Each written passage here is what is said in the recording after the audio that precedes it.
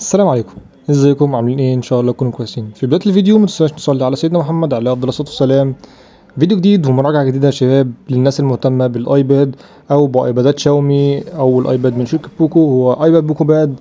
ده فيديو يا شباب مخصص عن عيوب ومشاكل الايباد اللي انا قابلتها شخصيا في معاملتي مع الايباد اللي هو بوكو باد. تمام، يعني دول 5 عيوب انا هقولهم بالترتيب، لان في ناس كتير طلبت مني بصراحه ان هم عايزين يشتروا الايباد، فعايزين ريفيو كامل عن الايباد والمشاكل بتاع الايباد بالخصوص المشاكل اللي انا واجهتها. فشباب هم 5 مشاكل اللي قابلوني، واول مشكله معانا هي حجم الايباد. حجم الايباد يا شباب للاسف هو مشكله كبيره بالنسبه للناس اللي بتلعب ببجي موبايل او العاب الشوتر عامه، عشان خاطر هم بيبقوا عايزين حاجه يقدروا يتحكموا فيها. فالايبادات العاديه بتكون 11 انش وهكذا، فبتكون سهله انك تشيلها وسهله انك تتحكم فيها. ولكن الايباد ده انا شخصيا واجهت فيه مشاكل كتير في ان انا اتحكم في الايباد بسبب حجمه، وهو الحجم 12 بوصة فاصلة 1 من 10 بوصة، يعني هو 12.1 من 10 بوصة. فحجم الايباد بصراحة كبير شوية ومبالغ فيه، ولكن ينفع في حاجات تانية كتير يعني زي المذاكرة زي الافلام او غيره. ولكن في الالعاب صعب، يعني انت كده كده هتتعود عليه مع الوقت مع الممارسة زي ما انا شخصيا اتعودت عليه، ولكن يعني هتواجه مشكلة كبيرة في الاول. فانت ما تيأسش، يعني لو هو معاك اصلا ما تيأسش وان شاء الله هتتعود عليه. دي اول مشكله واجهتني بصراحه. تاني مشكله هو وزن الايباد. وزن الايباد يا شباب بالنسبه لي هو تقيل الى حد ما، مش مخليني مستريح للعب عليه في الفترات الطويله. وزن الايباد هو 572 جرام او 571 جرام، يعني ما يقارب النص كيلو. ما يقارب النص كيلو يا شباب، يعني انت متخيل انك شايل حاجه نصف كيلو على ايدك، بتلعب جيم ببجي او بتلعب اي حاجه عليه او بتتفرج على حاجه لمده مثلا 3 ساعات 4 ساعات. فده مده كافيه ان الوزن يبقى اتقل واتقل على ايدك في الفترات ديت، فانت ما بتبقاش عارف تركز بسبب الوزن ده. فبصراحه كمان الوزن ده طلع مشكله بالنسبه لي. وتالت مشكله يا شباب هي قطع غيار الايباد. للاسف مش في جميع الدول متوفره جميع قطع غيار الايباد، لان انا واحد مثلا عايش في مصر الايباد ده لسه ما انتشرش عندي بشكل كبير، وبعض الدول كذلك اعتقد.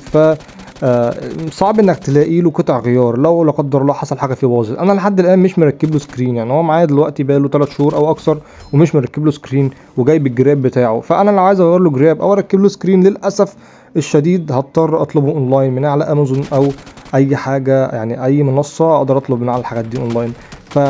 دي بصراحه يعني مشكله كبيره جدا. يعني انا لو الايباد لا قدر الله حصل له حاجه، انا ازاي هقدر اصلحه او ازاي اقدر اصينه؟ فدي مشكله. اما رابع مشكله يا شباب ان الايباد للاسف الشديد يعني حاجه في منتهى الحزن ان هو ما بيدعمش الشريحه. ليه ما بيدعمش الشريحه؟ انا مش عارف بجد.